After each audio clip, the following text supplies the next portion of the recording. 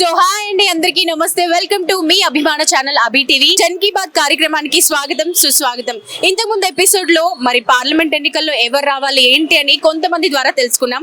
ఇంకా మళ్ళీ elections, AP parliament ఎన్నికల గురించి ఇంకా కొంతమంది జనాలు ఈ ఏరియాలో ఏమనుకుంటున్నారు ఏంటి అని వాళ్ళ ద్వారా అడిగి తెలుసుకుందాం. రండి, మీ పేరు? దేవ్యాని. దేవియాని. ఓకే, నెక్స్ట్ మరి పిఎం ఎన్నికలు వస్తున్నాయి కదా, పార్లమెంట్ ఎన్నికలు. నెక్స్ట్ మళ్ళీ మనకి మోదీ గారి రావాలా లేదంటే ఇంకెవరైనా రావాలనుకుంటున్నారు? మోడీ రాదు రావాలి. ఎందుకు? చాలా డెవలప్ చేశాడు ఇండియాని, మొత్తం రామ మందిరం కట్టించాడు. ఇంటర్నేషనల్స్ చాలా డెవలప్మెంట్ చేస్తున్నాడు, అన్ని కావాలి అని చెప్పేసి. ఓకే, సో మళ్ళీ పిఎం గా మనకి మోదీ గారే రావాలి. మీరు? మోడీ గారే రావాలి. అంటే మోదీ గారి వల్ల మీకు ఏదైనా యూజెస్ అయ్యాయా? అంటే ఇప్పుడు చేస్తున్నారు, కొంచెం కొంచెం వస్తున్నాయి. స్టూడెంట్స్ కూడా చాలా చేస్తున్నారు. మా ముసలోళ్ళకి పింఛన్ ఇవ్వడం కానీ కొంచెం ఆర్థికంగా హెల్ప్ చేస్తున్నారు. ఓకే, మళ్ళీ మన మోదీ గారు వస్తే నెక్స్ట్ ఇంకా ఎలాంటి డెవలప్మెంట్స్ చేయాలి అని అనుకుంటున్నారు? మీరు ఏం చెప్పాలి అనుకుంటున్నారు? కొంచెం స్టూడెంట్స్ కూడా కొంచెం చాలా శ్రద్ధ చూపించుకుంటే, కొంచెం ప్లేస్మెంట్స్ లాగా కానీ కొంచెం ఆఫర్ ఇస్తే గవర్నమెంట్ తరఫున, సెంట్రల్ గవర్నమెంట్ తరఫున మంచిగా ఉంటుంది. సో మీ ఉద్దేశం ప్రకారం మోదీ గారే రావాలి, మళ్ళీ మోదీ గారు వస్తే మీ స్టూడెంట్స్ గురించి కూడా ఆలోచించాలి. Okay, thank you so much.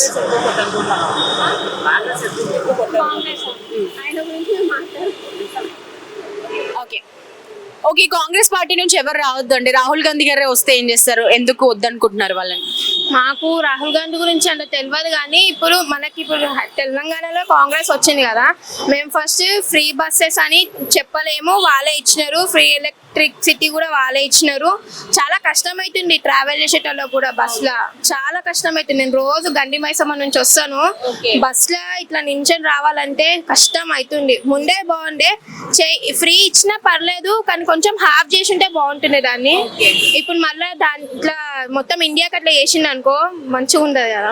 Okay, so ఆ విధంగా కాంగ్రెస్ పార్టీ వద్దనుకుంటున్నారు. Okay, thank you. సో మీ పేరు? శృతి.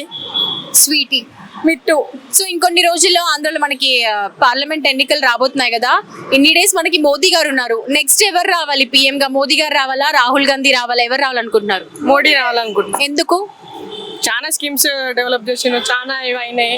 గర్ల్స్ గురించి కూడా మెయిన్ ఎడ్యుకేషన్ తీసుకోవాలి, బేటీ బచావో బేటీ పడావో అని ఇంకా చాలా స్కీమ్స్ ఇంకా ఉంటే కూడా డెవలప్ చేయొచ్చు. అదే రాజీవ్ గాంధీ అన్న, రాహుల్ గాంధీ వాళ్ళు ఉన్నారు, పెద్ద మాఫియా అయిపోతుంది మొత్తం అంతా స్కీమ్స్ అంతా. సో వాళ్ళు ఎందుకు మోడీ ఉంటే బాగుంది. సో మోదీ గారు వస్తే నెక్స్ట్ ఇంకా ఎలాంటి డెవలప్మెంట్ చేయాలి? మీకు స్టూడెంట్స్ తరపు నుంచి ఏమైనా చేయాలనుకుంటున్నారు? స్కూటీ కావాలి. ఫ్రీ స్కూటీ కావాలా?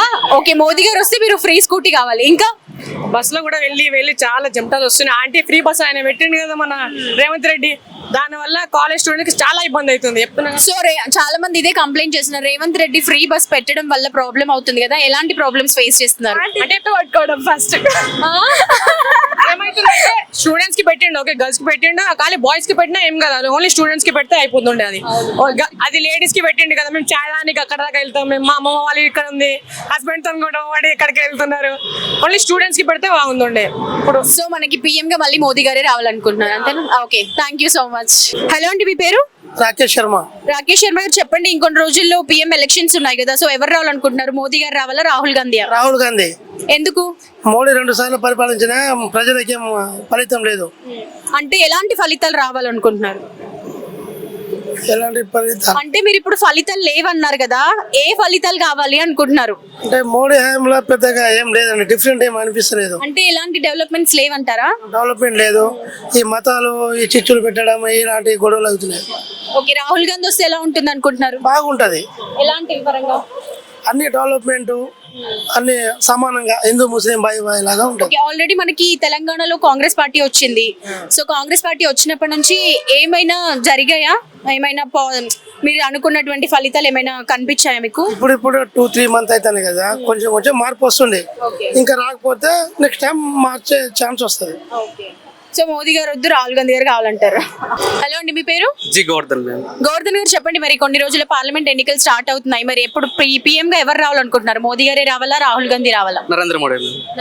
ఎందుకు? అతను ఉండడం వల్ల మన దేశం ఒక సేఫ్ గా ఉంటుంది, ఎలాంటి ఇబ్బందులు ఉండవు. వేరే దేశం మన దేశం దాడి చేయాలని కూడా చాలా భయపడతారు. ప్రధాని నరేంద్ర వచ్చిన తర్వాత మన రైల్వే డిపార్ట్మెంట్ కానీ ఉద్యోగాలు పట్టిన చాలా డెవలప్ అయింది. సో నరేంద్ర మోడీ వస్తే మన దేశం సేఫ్ గా ఉంటుంది, యువతకు ఒక గ్యారంటీ ఉంటుంది మన దేశం సేఫ్ గా ఉంటుంది అని. వేరే దేశాలను చూసుకునే కూడా ఇప్పుడు మన దేశం జీడిపి పరంగా చూసుకునే టాప్ 5 లో ఉంది. నెక్స్ట్ ఒక మోడీ వచ్చి టాప్ 3 లో వచ్చి మన దేశం జీడిపి పరంగా గ్రోత్ ఎక్కువ అవుతుంది. సో అలా రావడం వల్ల మన దేశం డెవలప్ అయ్యి ప్రపంచంలో మన దేశం నెంబర్ 1 గా ఉంటుంది. సో మోడీ వస్తేనే బాగుంటుంది.